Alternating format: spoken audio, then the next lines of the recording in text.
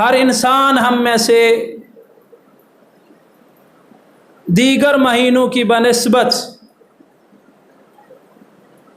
کچھ نہ کچھ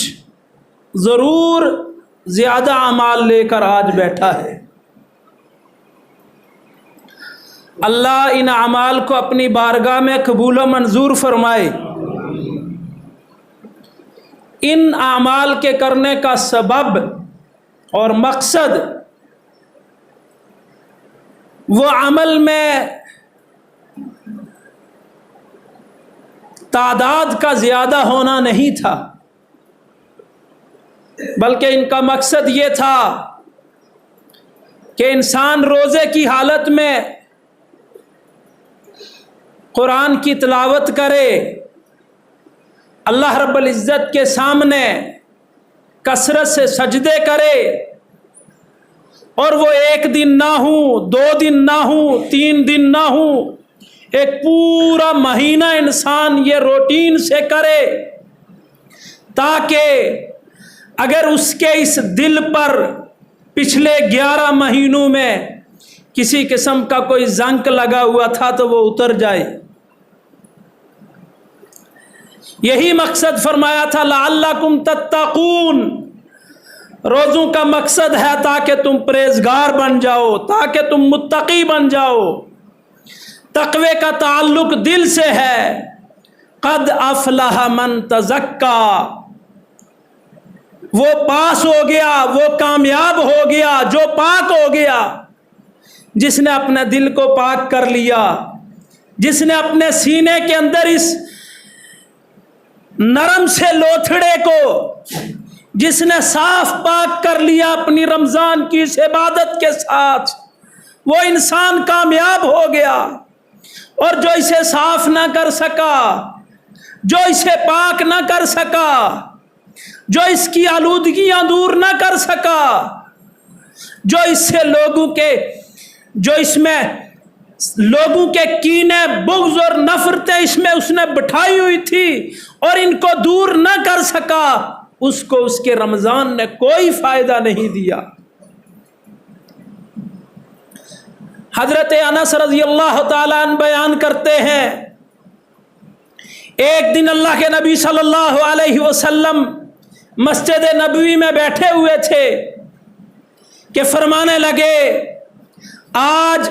فلاں طرف سے ایک آدمی آئے گا، وہ آدمی اہل جنت میں سے ہے،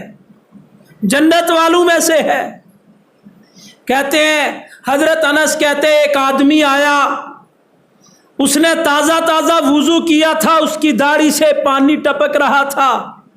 جوتے اس نے اپنے ہاتھ میں اٹھائے ہوئے تھے، وہ آیا مجلس میں بیٹھا۔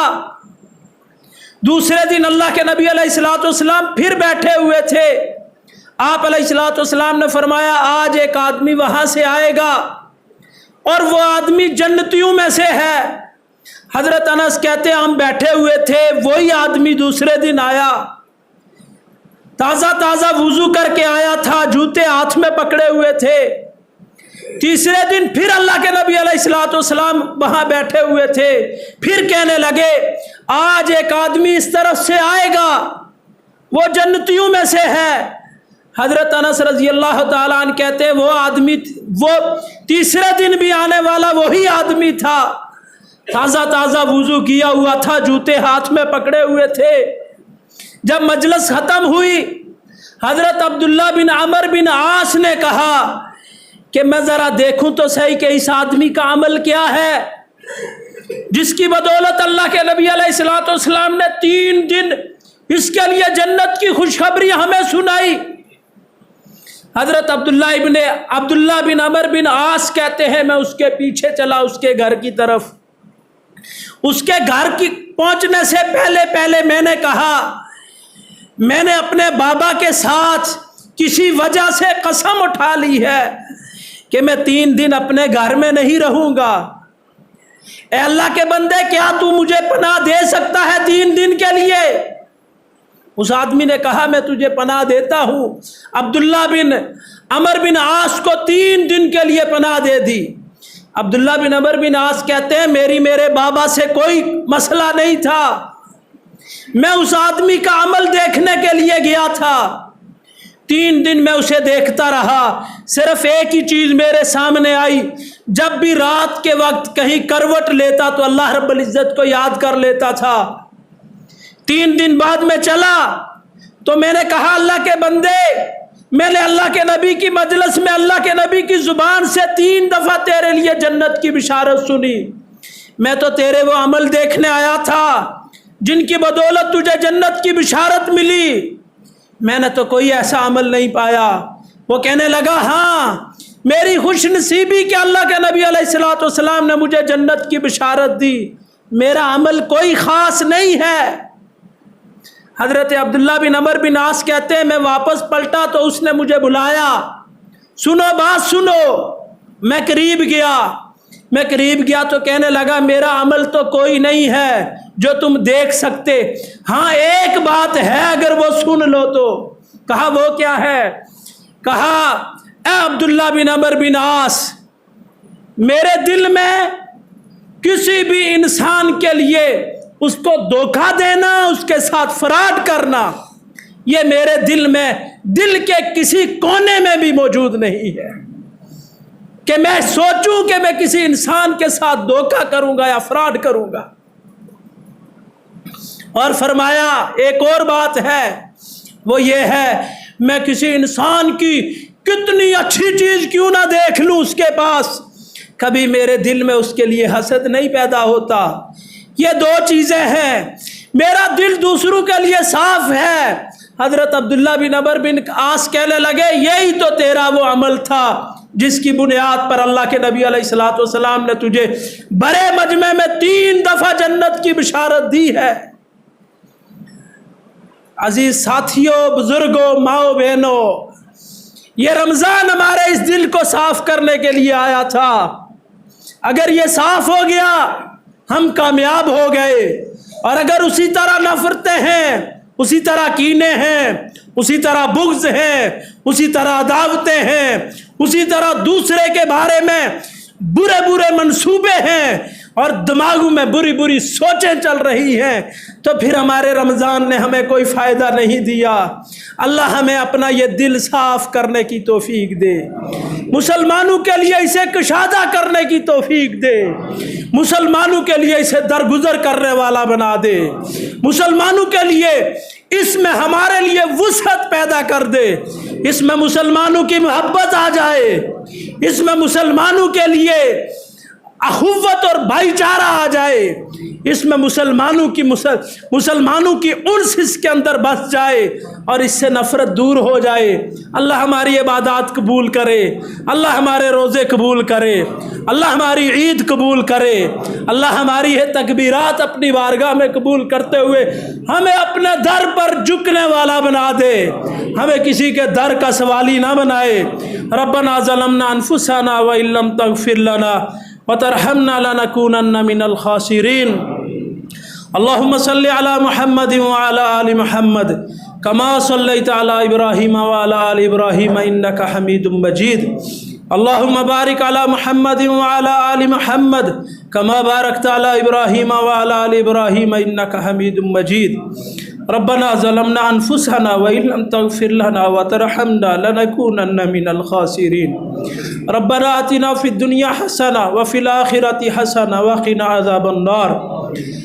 اللهم اجعل القرآن ربيع قلوبنا ونور صدورنا وجلاء همنا وغمنا يا أرحم الراحمين۔ اللهم طهر قلوبنا من النفاق وأعمالنا من الرياء وألسنتنا من الكذب۔ اللهم طهر قلوبنا من الرياء وأعمالنا، اللهم طهر قلوبنا من النفاق وأعمالنا من الرياء وألسنتنا من الكذب۔ اللهم انصرنا، اللهم ارحمنا